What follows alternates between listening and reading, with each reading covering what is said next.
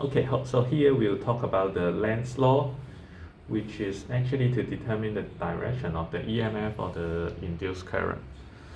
So it says an induced current has a direction such that the magnetic field due to its induced current opposes the change in the magnetic flux that induces the current. Okay, so the induced EMF has the same direction as the induced current. Okay, so yeah.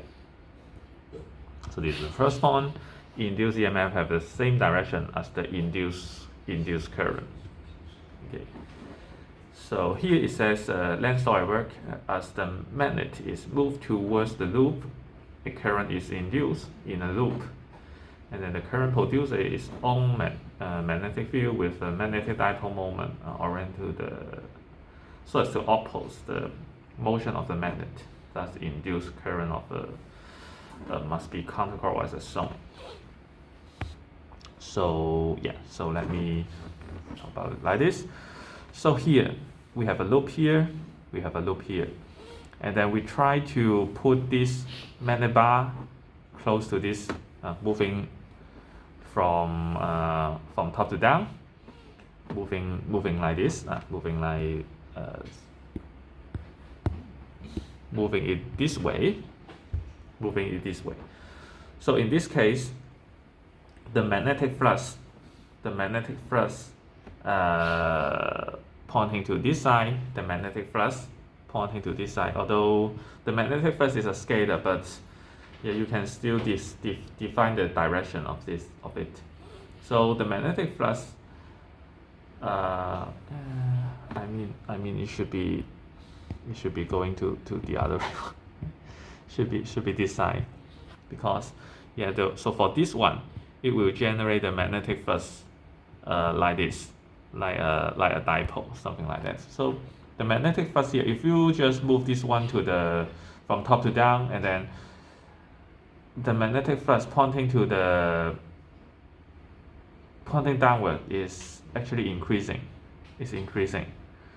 So this loop will try to have a current. This current will try to generate some magnetic flux over itself, and then we'll try to counteract the changing to the magnetic flux here. So in this case, the current is counterclockwise, and then it will generate a current like this, the induced EMF in this direction. And in this case, according to chapter 29, if the current is this way, and then using the right hand rule, the thumb pointing upwards, so it generates the B field pointing upwards, and then it will counteract the changing of this magnetic flux from this one. Okay, so this is how we determine the direction of the magnetic flux. And here we have some more cases to really talk about it. So starting from the top left, we have this one. We have the B field, this B increasing the external B field induce a current. So for example, at this moment the B field is pointing downward. So this B is the external one. It's generated by externally, and then of course we also assume this B field is uniform distributed. So this external B field is pointing downward, so there is a magnetic flux going through this loop. Okay, so when we try to increase this B field, then the flux are also increasing, pointing to the downside, and then this loop will generate a current counterclockwise. This counterclockwise current will generate a B field pointing upward, because this one is increasing. This one will pointing upward to cancel this changing of this B field. So this B induced is pointing upward. And then for the next case, here the thing, yeah. So this is the case here. This is the case for part A. For part A, so B field increasing, then the B induced pointing upward, and then for the second case, the B field still pointing downward, but here we try to decrease the external B field, to decrease this one. To decrease this one, yeah, the magnetic flux, pointing downward is decreasing also. In this case, the I should be clockwise, so that it will generate a B induced pointing downward to counteract this changing. So in this case, B induced is pointing downward. It doesn't really matter what is the direction of B. It related to how it increase or decrease. Okay, so in this case, for the left case, the external B field pointing downward. If B is increasing, B induced pointing upward. If B is decreasing, B induced pointing downward. Here, so for the third case, we consider this B field further decrease, and then it is pointing upward. And then we further increase the external B field pointing upward. Then in this case, this magnetic flux is pointing upward, is increasing. So in this case, the induced current should be this way, and then it will generate somehow like, depends on how you, somehow like clockwise. It should be like clockwise, and then if it is clockwise, your forefinger pointing this way, and then your thumb pointing downward. So the B induced is pointing downward. The B induced is pointing downward. So yeah, so this is the third case. B is pointing upward and it is increasing. So the B induced is pointing downward. B induced is pointing downward. And then for the third case, decreasing the external B field, decreasing it, and then it should generate B field pointing upward to counteract this changing. So the I should be counterclockwise. I should be counterclockwise to generate this BIND, the B induced. So these are actually the four cases. This one, B is increasing, but B pointing downward, so B induced pointing downward. This one also B increasing, but B pointing upward. So, but in this case, B induced is pointing downward. So this is the four cases. Yeah. So actually, this includes all different conditions for the Lenz's law to determine the direction of the induced B field and also the induced current, induced EMF. Yeah. Okay, so here we have another sample problem. So it says a conducting loop consists of a half circle. So this is the half circle of radius r. So this is radius r and three strict sections. This one, 1, 2, 3, 3 strict sections. And yeah, so the half circle lies in a uniform magnetic field. So this green dot refers to the magnetic field pointing out of the page. So these are the B field pointing out of the page. Yeah, so the field magnitude is given by this B equals a function of time, and then with B in Tesla and T in second. Okay, so in an ideal battery with EMF E bat 2 volts is connected to the loop. So this is a battery, and then this is 2 volt. This is 2 volt, and the resistance of the loop is 2 ohm. The resistance of the whole loop is 2 ohm. So for question A, what are the magnitude? Well, the magnitude and direction of the EMF induced around the loop by the field at t equals 10 seconds. Okay, so first of all, we try to calculate absolute value of EIND, E induced, the EMF induced. So here we just take the absolute value. So we can just forget every minus sign. Okay, here we only have one loop, so we don't have this n here because this n is nothing but 1. Okay, so we take d phi b dt. Okay, so here we have a d dt, and then this phi b is b times a because the b field is perpendicular to this plane, and also it is uniform. So this integration, this surface integration is nothing but as a product. Okay, so here the area is a constant to time, but the b is changing. B is a function of time. So we have a times dB dt. And then we can just plug in this expression into here, and also this cross-section area. This cross-section area is a semicircle or a half circle. So it is nothing but pi r squared over 2 for the cross-section area. And then we have d dt, and then 4t squared plus 2t plus 3.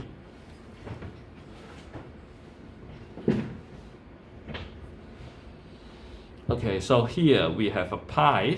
R is this 0.2 meter, 0.2 square over 2. And then take the derivative of this polynomial is easy. So it is nothing but 8t plus 2, and then the constant becomes 0.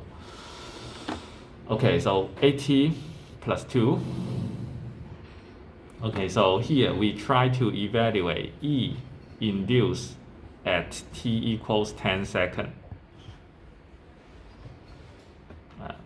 10 seconds. So it is nothing but pi 0.2 square over 2, and then 8 times 10 plus 2. So this number is nothing but 5.2 volt. 5.2 volt. Okay, so now here we need to determine the direction. So here B is pointing out of the page, and we can see that dB dt is a positive number at t equals 10 seconds. So actually you can imagine B is increasing and also pointing out of the page increasing. And in that case, using the Lenz's law, if it is pointing out of the page increasing, then B induced should be pointing into the page. B induced should be into the page. B induced is pointing into the page. So you use the right-hand rule to determine the direction of the induced current. So you use your thumb pointing into the page, and then your finger is something like that. So the induced current should be in this direction, which is like, or the I or EMF is also in the same direction. So the direction should be clockwise.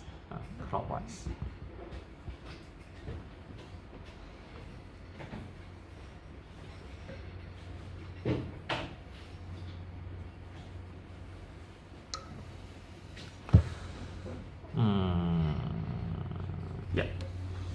So far, any questions? Okay. So for part B, what is the current in the loop at t equals 10 seconds? So just now we know the EMF is 5.2 volt, and the resistance is 2 ohm for the whole loop. And here this is 2 volt, this is 2 volt. Okay, so you can imagine for this EMF and this battery, part of it will be cancelled because the EMF is in this direction, but this one is in this direction. It's the other way around. So to determine the current of this loop, we could simply use the somehow like the Ohm's law. We have E net, the net electromotive force, or the net electric potential, something like that. Okay, over R. So we have something like V equals IR, but here we don't write it as V, we write it as E, the electromotive force. So this E net is E induced minus E battery. Because as I mentioned, this EMF is counterclockwise. This is clockwise. The E bat is somehow like counterclockwise. It will generate the current in the other way around. So they should cancel each other. So we have this negative sign here, and then we divide it by R. So we have 5.2 minus 2 all over 2, which is 1.68. Okay, so yeah. So any question for this sample problem?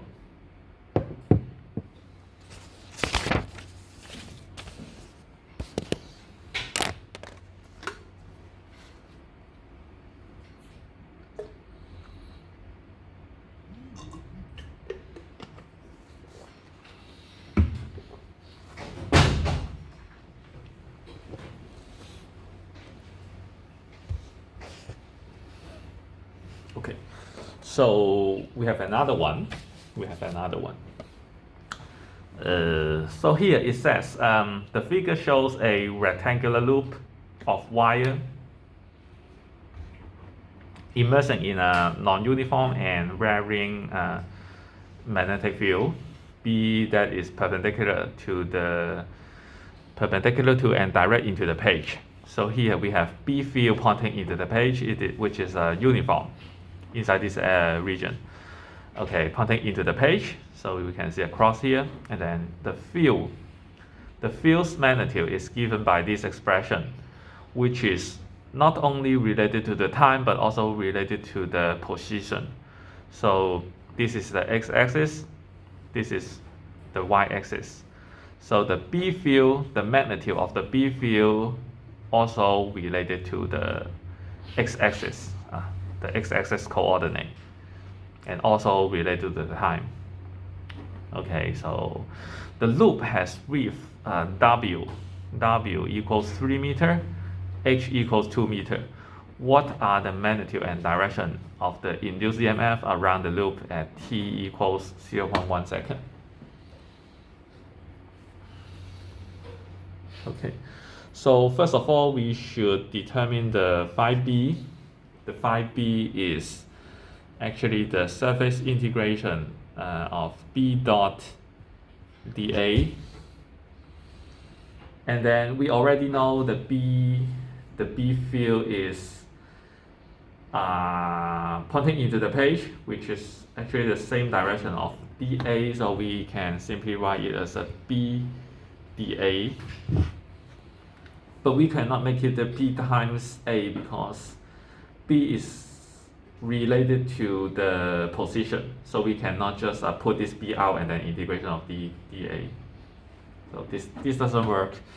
Now we need to use some change of variable because this B has this expression. So in this case we have a B is a 4t square x square, but here it is dA, so we need to change the variables. So we can see this dA is like this. The B field does not relate to the y-axis coordinate. So we can just cut it into many long strip. We don't necessarily need to cut it horizontally. We don't really need to do this.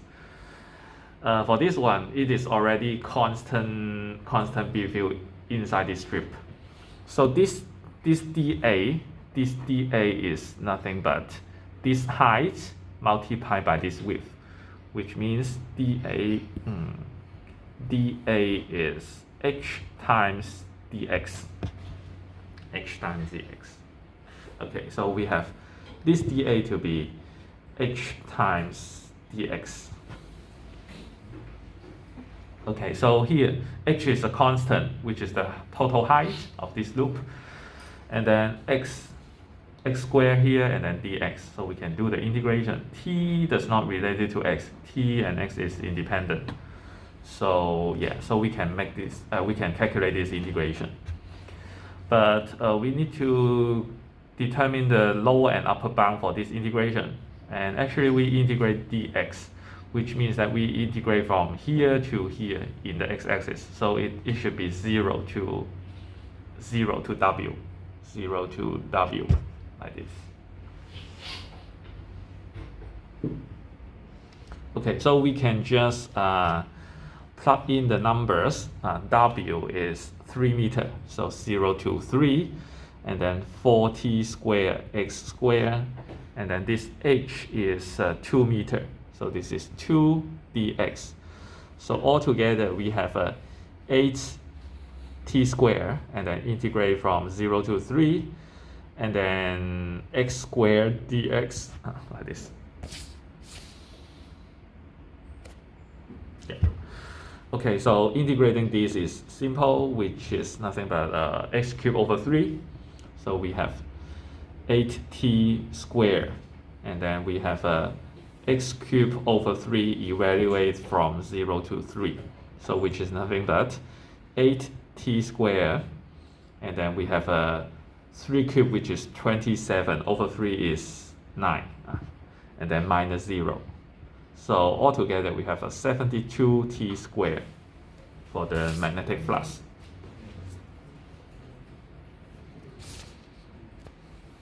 Okay, so this is 5b. Then we can use the Faraday's law to determine the magnitude of the induced EMF. So taking the absolute value, we can just write it as a d phi b dt. So taking this derivative is nothing but 144t. Okay, so yeah, 144t.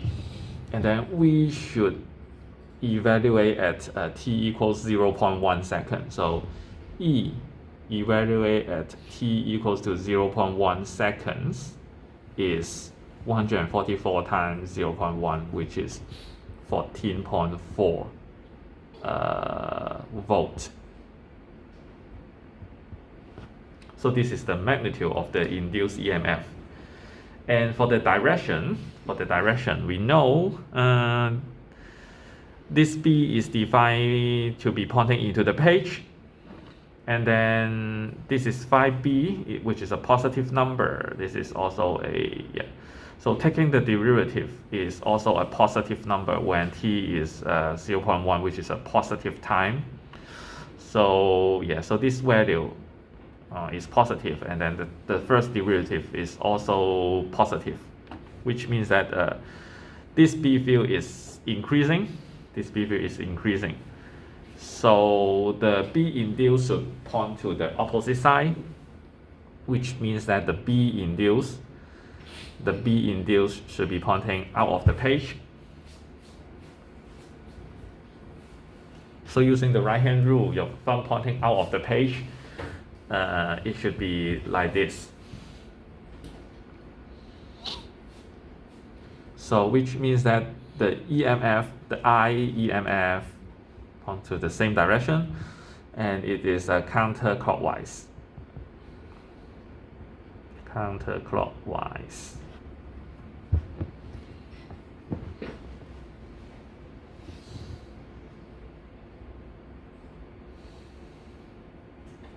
Any questions?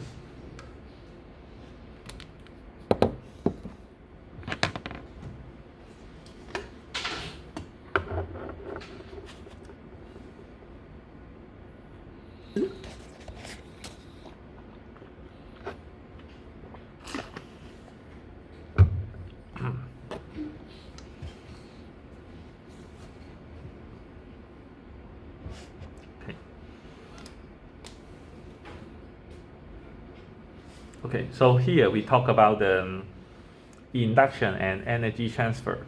So here it says a rectangular loop of wire of width L.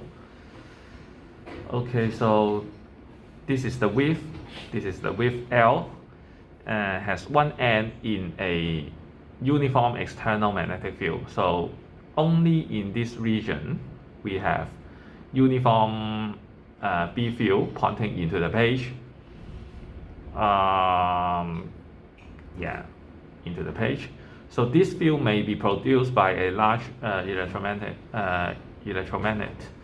So the dashed line in the figure shows the assumed limits of the magnetic field. The fringe of the field at this edge is neglected. So this is the assumption. Inside this region, the B field is uniform, but outside this region, the B field is perfectly zero.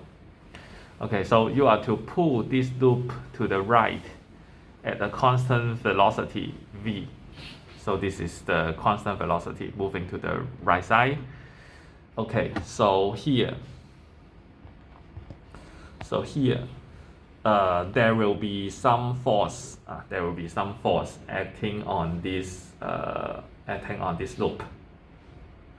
Okay, so when we consider this segment,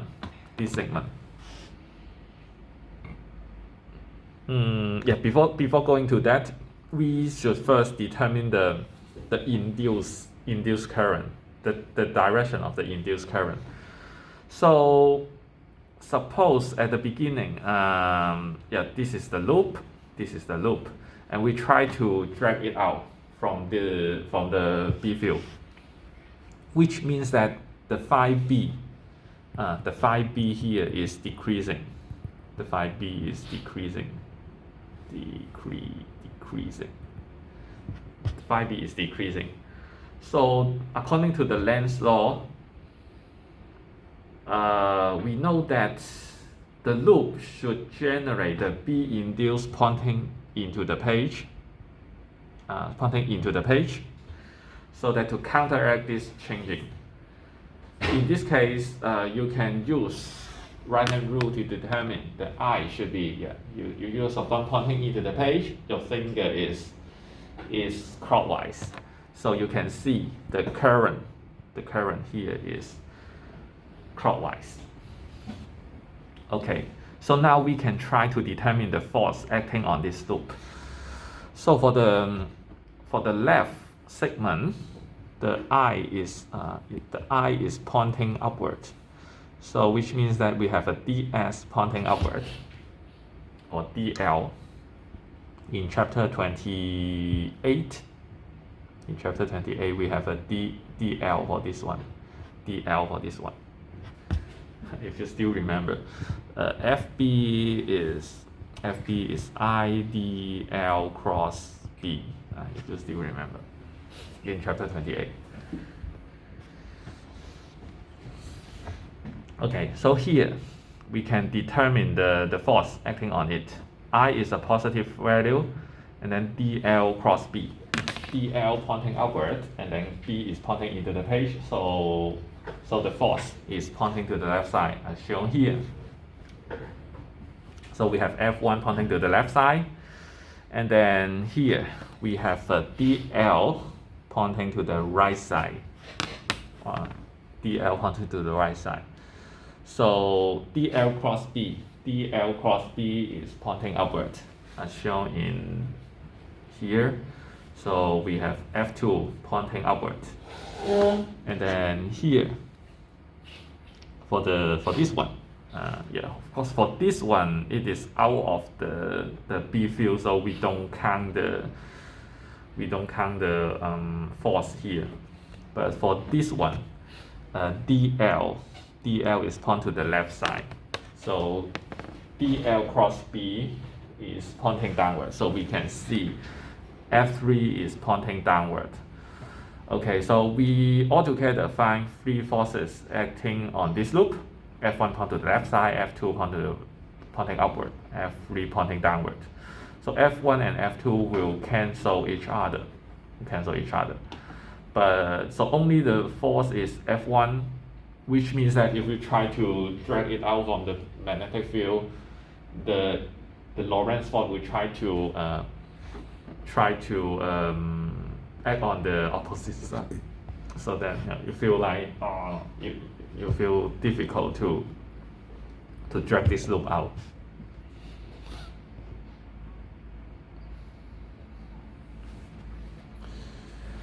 Okay, so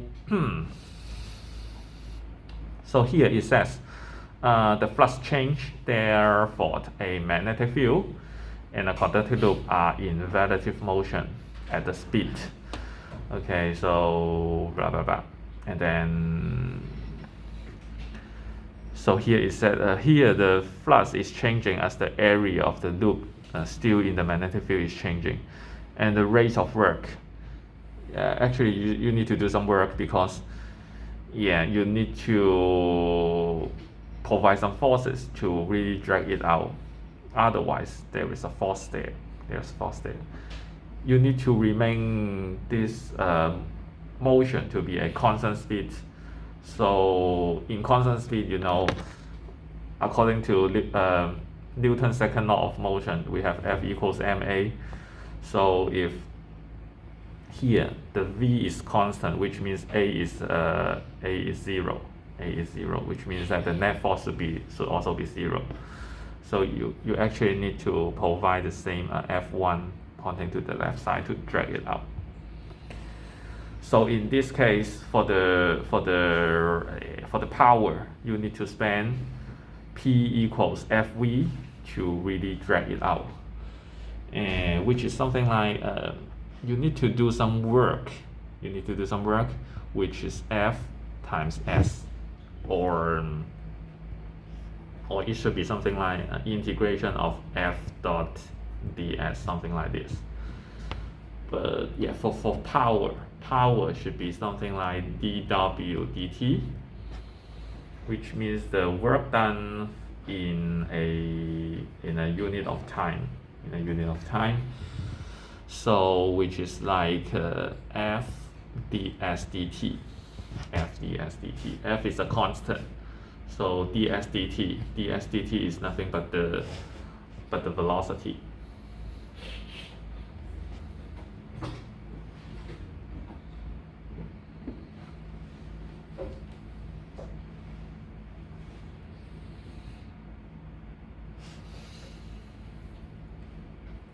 Okay, so here we try to elaborate more about this phenomenon. So here it says we try to calculate the magnetic flux here. So the height or the width of this loop is L, and then the B field, and then L. So when we try to calculate the magnetic flux in this region, it should be B times A, because in this region the B field is uniform, and then A is the area of this region. So this is the height is L, and then the width is X. The width is X. So this is X, the width for this rectangle. So 5b is B times L times X. Then we can try to plug this one into the Faraday's law. So this is the induced EMF,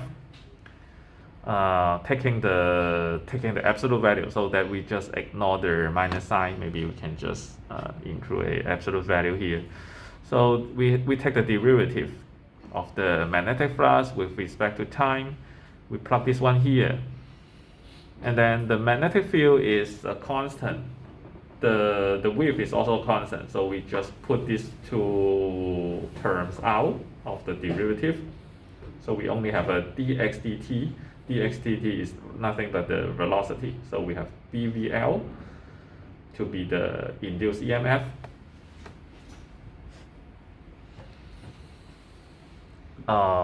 Then we also consider the current to be this is the EMF. This is actually the Ohm's law. So the Ohm's law, we use the expression we get here. The EMF is a BLV, and then plug it into here. So BLV over R is the current, is the induced current.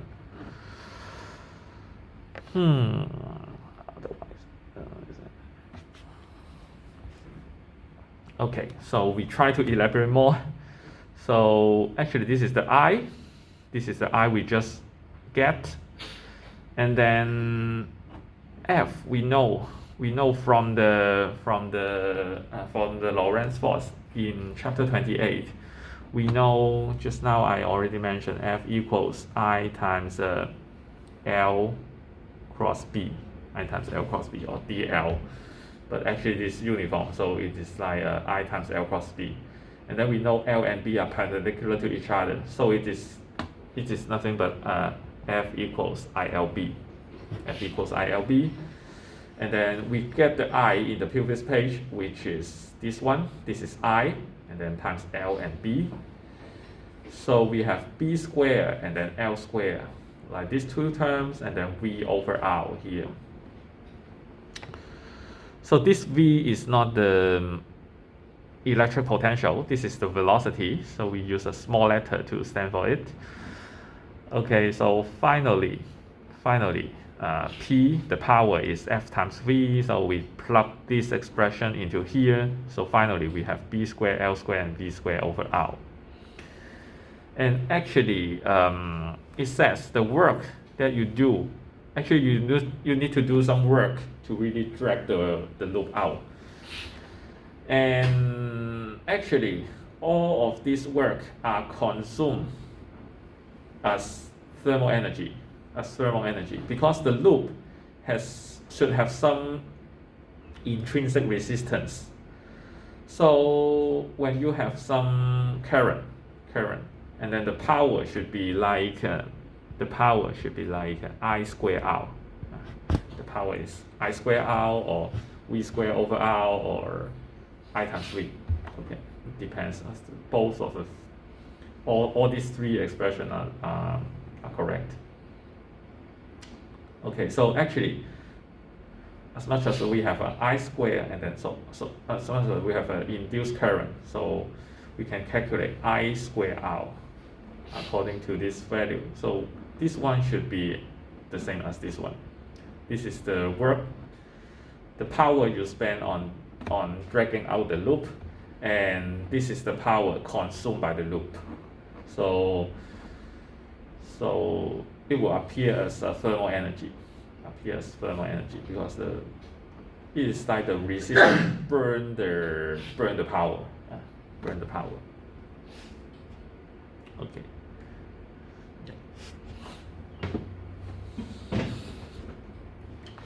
So here is an other concept, like called the eddy current.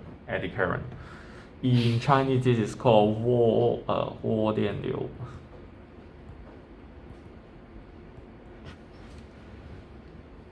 Okay.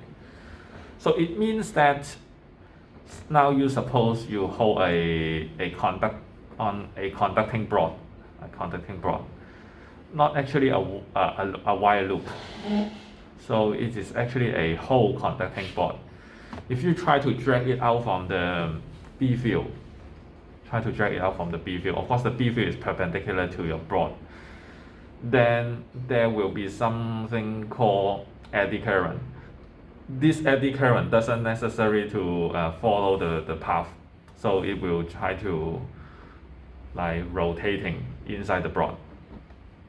So as you pull a solid conducting plate out of the magnetic field, eddy current are induced in the plate. A typical loop of eddy current is shown like this. So it should still follow the Faraday's law, because for this one there will be magnetic flux, and then you try to drag it out, then there will be something like the magnetic flux changing. the magnetic flux is reducing. So it should try to generate some eddy current. This eddy current will generate magnetic flux. I mean the induced B field or the magnetic flux pointing out of the page to counteract this changing. So it will generate some eddy current like this. Okay, so next we will write the Faraday's law in another form. Just now we only write the Faraday's law as E equals negative d phi b dt, or negative n times d phi b dt, if there are n loops, n terms. Here we try to write the EMF in this form, which is like a closed line integral. In the previous chapter, we have the closed line integral as the integration of a b dot ds equals mu 0 I enclosed. Yeah, like this.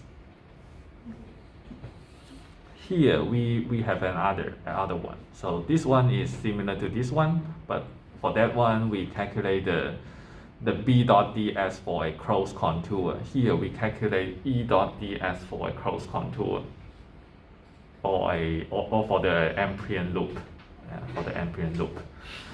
So this is actually the EMF. And on the right side is still the time derivative, the negative of the time derivative of the magnetic flux. So here is a changing magnetic field produce an E field, and this is actually the electromotive force. So here it says, in chapter 24 we learned the concept for the electric potential. At that time we don't talk about any magnetic flux or magnetic flux changing. So in that case, all the E dot ds is nothing but 0 at that time for electrostatics. 静电学 electrostatics. At that time it should be like that, because at that time we talk about the electric potential is something like integration of negative sign of integration of E dot ds from, for example, from A to B.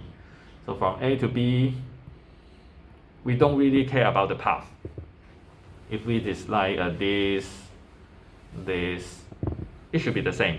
And at that time, it tells you that if we have a path starting from A and then go back to A, then there shouldn't be any electric potential. But here is not the same case.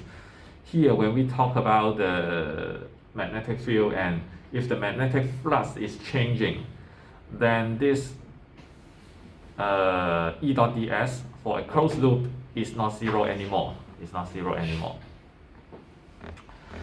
Okay, so when we talk about the magnetic field or the B field, if you still try to use this concept, it is very dangerous. You might make things incorrect.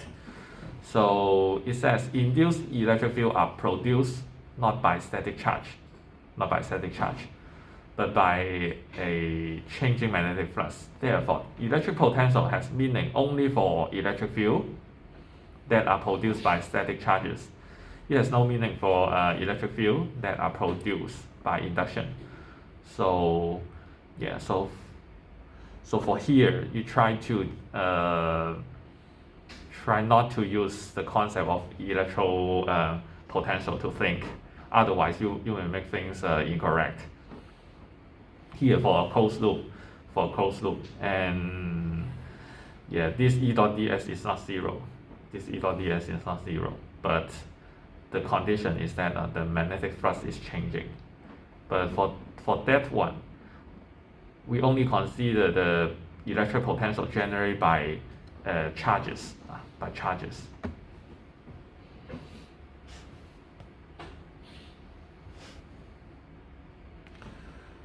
Okay, so yeah, so let me finish this page. So here we will going more deep into this equation. So it says if the magnetic field increases at steady rate, a constant induced current appears in the Cooper ring of radius r. So here, you can see in the orange region, we have some green cross, which means the B field is pointing into the page. The B field is pointing into the page.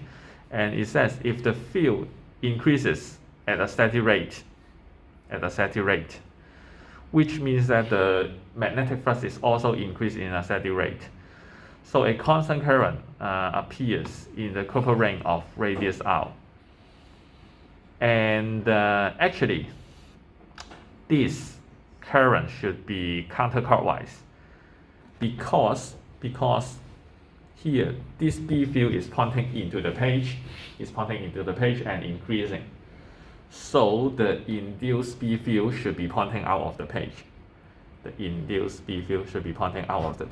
And then using your right hand rule, your thumb pointing out of the page, and then your forefinger will be something like counterclockwise.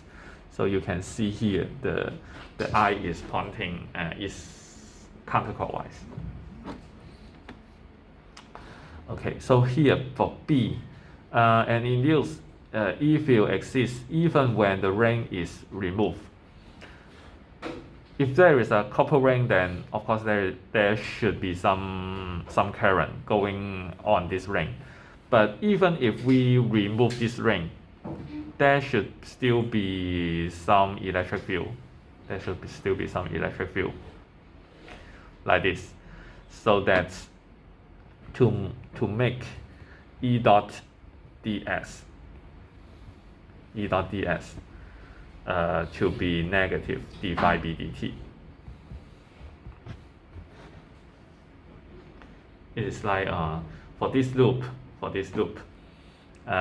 E and then ds,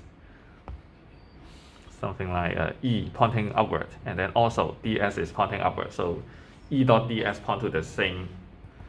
E dot ds is nothing but E times ds, because they point to the same direction. And then you try to add all the segments together using the integral.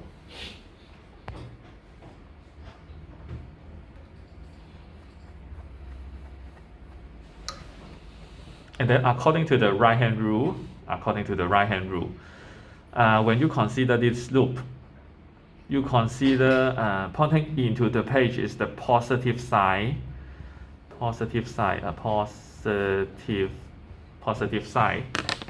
Okay, so in this case, the B field is pointing into the page and increasing.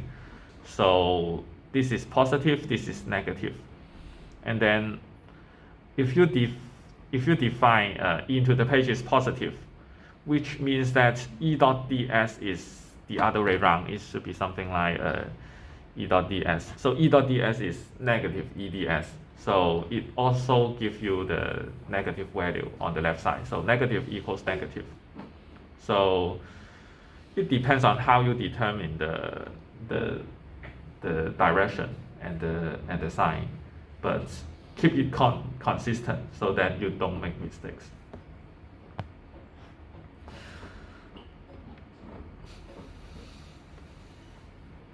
Okay, so for part C, the complete picture of the induced E field displayed by the field lines.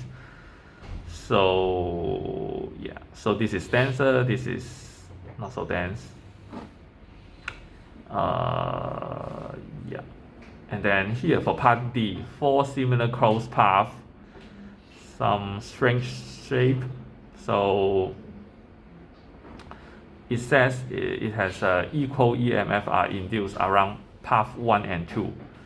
For path 1 and 2, as the B field is uniform and it is changing in the same rate. So these two ones should have the same d phi b dt. The d phi b dt should be the same, which means that the integration of EDDS should be the same for path 1 and path 2. And for path 3, it is partially inside this region, which means that a smaller EMF is induced around path 3. And then for path 4, it is totally out of these regions, which means that there is no electric flux changing for path 4. So there is no EMF induced for this path. Okay. Okay, so let me stop here today.